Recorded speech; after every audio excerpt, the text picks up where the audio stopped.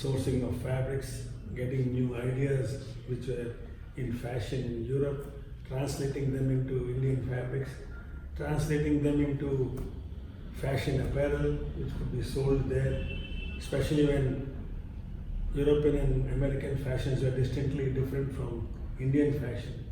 So we had to literally travel widely into Europe, meet designer companies, fashion boutique shops to catch up with the new fashion, translate those into Indian fabrics and translate them once again into apparel which are appealing in the Western market.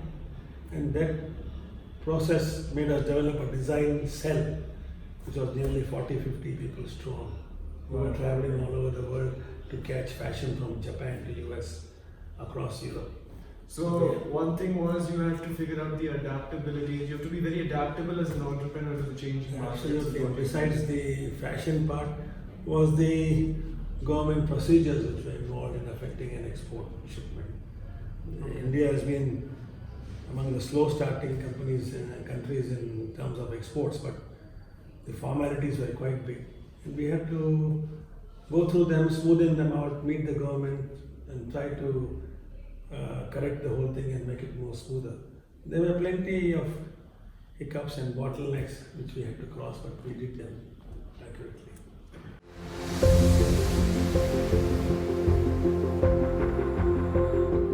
We got used to them, and every day we had new different kind of problems and they were solving. We never got, deterred or taken aback by a problem that way. Problems were solvable. We had to meet the right people, be it government, be it colleagues, be it buyers in Europe, be it forwarders in different countries. So it was a challenge and we had to overcome it, and therefore we never bogged down that this cannot be done and never put our hands up. We would always go forward and put across the problem on the table and work out a solution. And there would be solutions. There is always a solution. Yeah, there would be solutions. Maybe easy, maybe difficult, but there were always solutions to the problem.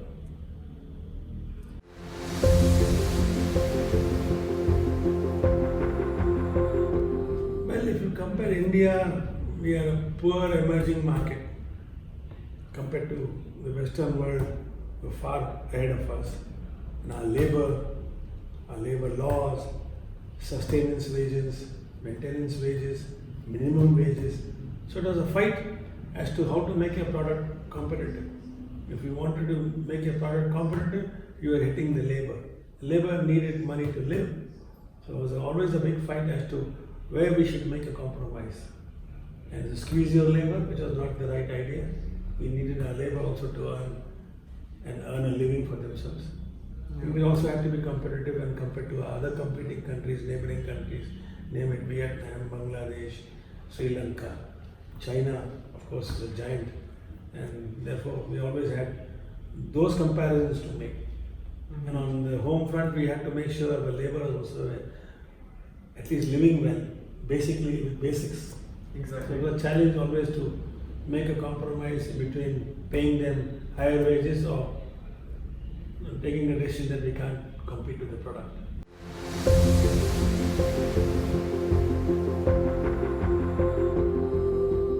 Very big question you asked me. Basically, there has to be an aim and a goal when you start your business. And you never set very big goals at the beginning, but when you start achieving a little bit and you know the feel of the work, then you put a goal ahead.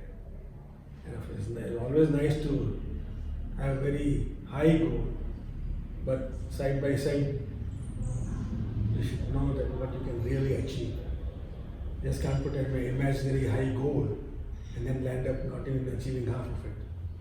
So it is very, very important to have a motivating goal, but by the side of it, it should be a practical goal. Added to that, if I may say luck favors you and your motivation, your effort, your discipline, and you have some encouragement in the beginning of your business, then you are set for a bigger goal. So it has to be realistic. That initial push You call it fate, call it destiny, call it luck, is very important.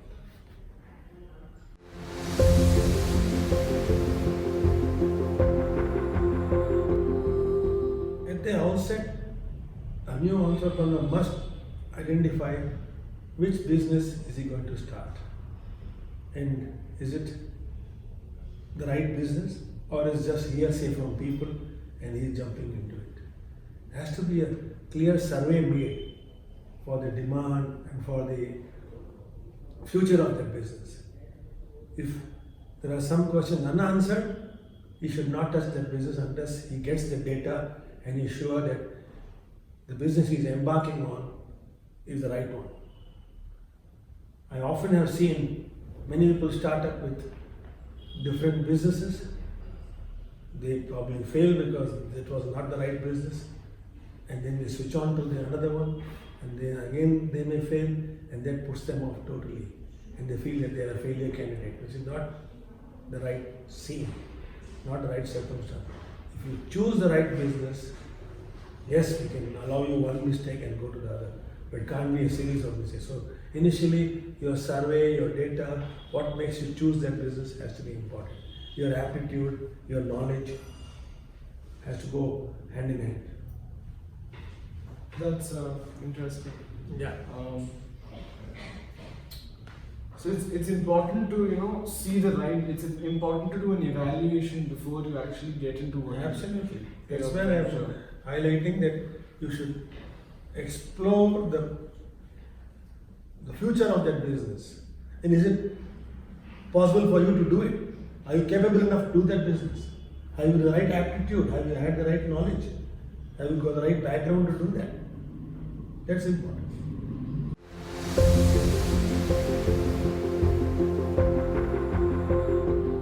Role model in a textile business may not be, but there are so many role models in different businesses who have worked hard and built their businesses. So there were many role models worldwide.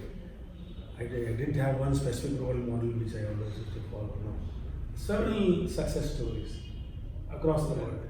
So I remember in one of our previous conversations you mentioned to me Sam Walton was a big role model. Yeah, so those were the big names who did it big by their initial effort, and they grew in the right direction.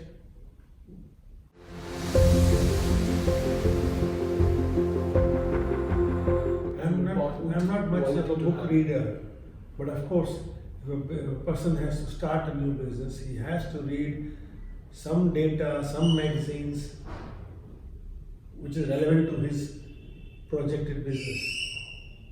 Without that data, without that reading, without that background, I think the effort is not complete. There has to be some reading to understand the parameters of the business, the lowest ebb and the highest one.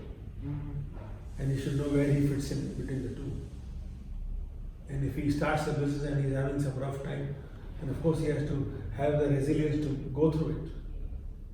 That's important, which means in gathering information by magazines, by books, by data, by internet is a must.